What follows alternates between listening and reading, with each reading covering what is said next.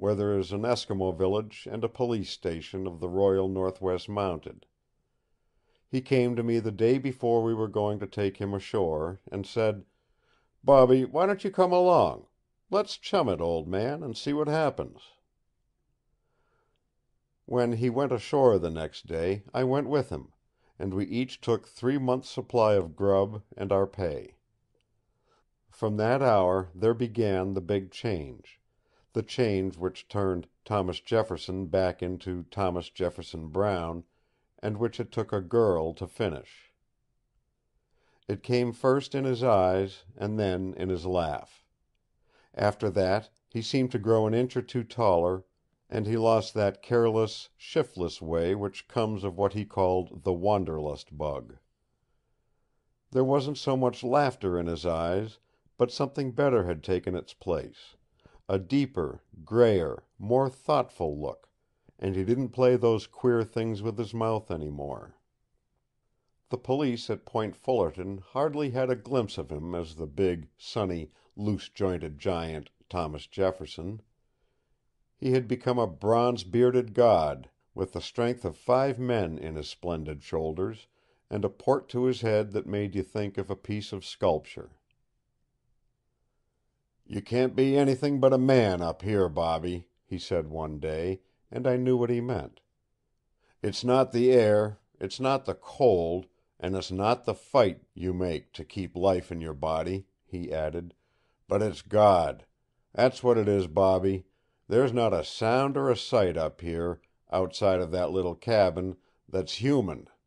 It's all God, there's nothing else, and it makes you think." It was spring when we came down to Fort Churchill, and it was summer when we struck York Factory. It was the middle of one of those summer days when strawberries ripen even up there, that the last prop fell out from under Thomas Jefferson, and he became Thomas Jefferson Brown. He met Lady Isobel. The title did not really belong to her, for she was only the cousin of Lord Meton, but Thomas Jefferson Brown called her that from the first. It was down close to the boats, where their launch lay, and the wind had frolicked with Lady Isobel's hair until it rippled about her face and shoulders like a net of spun gold. She was bareheaded, and he was bareheaded, and they stared for a moment, her blue eyes flashing into his gray ones, and then there came into her face a color like rose, and he bowed, as one of the old-time presidents might have bowed to a hair-powdered beauty in the days when the Capitol was young.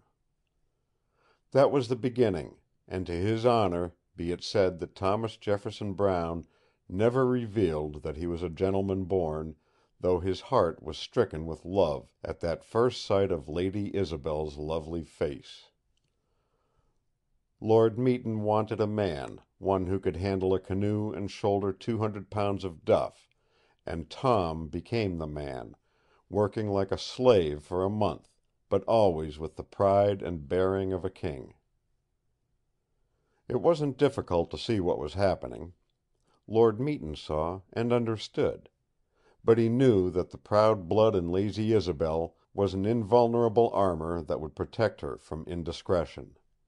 And as for Thomas Jefferson Brown, "Bobby," he said, standing up straight and tall, "if she can only love a gentleman and not a man, what's the use of playing cards?"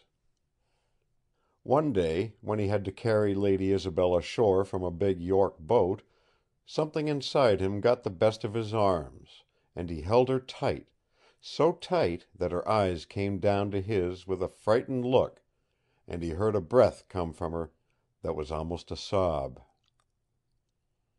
They gazed at each other for a moment, and it was then that Thomas Jefferson Brown told her that he loved her, not in words, but in a way that she understood. When he set her down on shore, she was as white as death. From that day she treated him a little coolly, up to the last moment out on the bay. It was a bright, sunshiny day when the three, Lord Meton, Lady Isobel, and Thomas Jefferson Brown, set off in a big birch-bark canoe, bound for Harrison's Island, a dozen miles out from the mainland. but you can't tell much about sunshine and calm on Hudson Bay.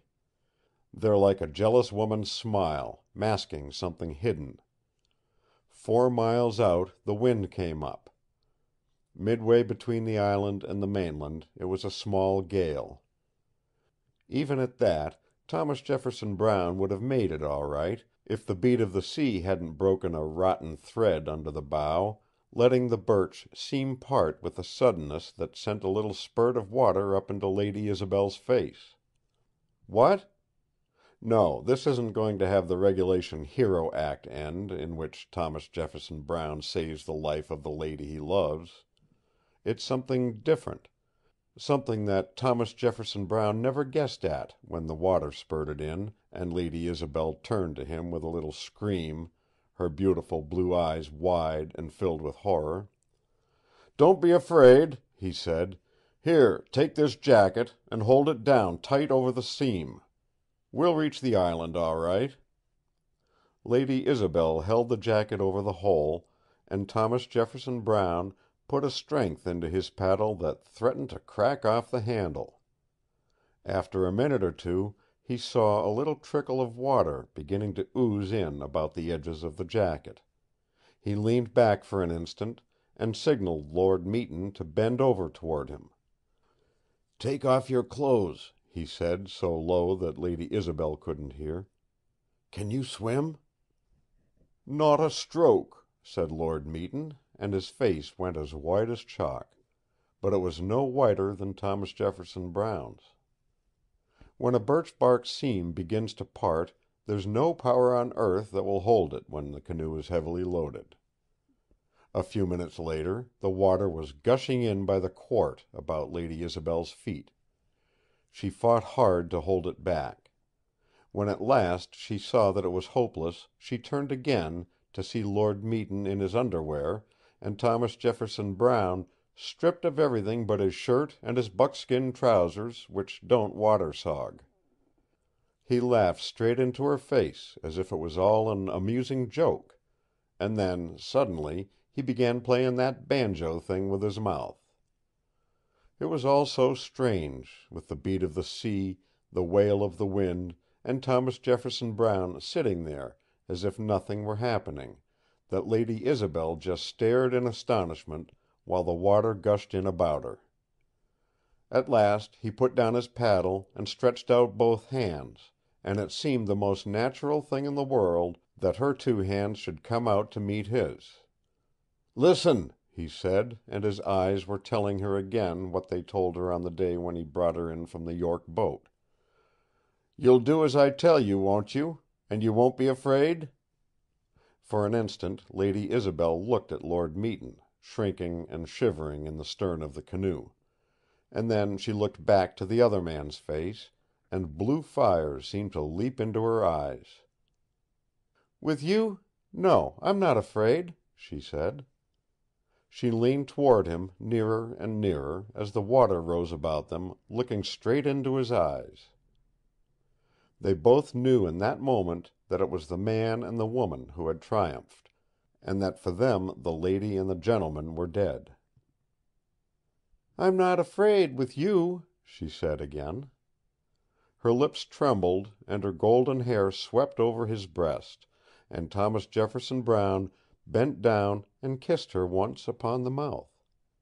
Then he said, as if he were speaking to a little girl, "Do not be afraid, and hold to the edge of the canoe when it fills. The wind will carry us to Harrison's Island." He turned to Lord Meton and repeated the words, and just then the birch-bark began to settle under them. With one hand gripping the side, Thomas Jefferson Brown leaped over the sea. Lower and lower settled the canoe with almost a scream. Lord Meton cried out above the wind, "Good Lord! It won't hold us up!" For a few moments Thomas Jefferson relieved the canoe of his weight, and the bark rose again, slowly. Then, with a gasp, he clutched at the side again, and into Lady Isobel's drenched face half hid the wet veil of her shining hair. "The canoe won't hold us all up," he said, trying to smile. "But it will hold two. You two and the wind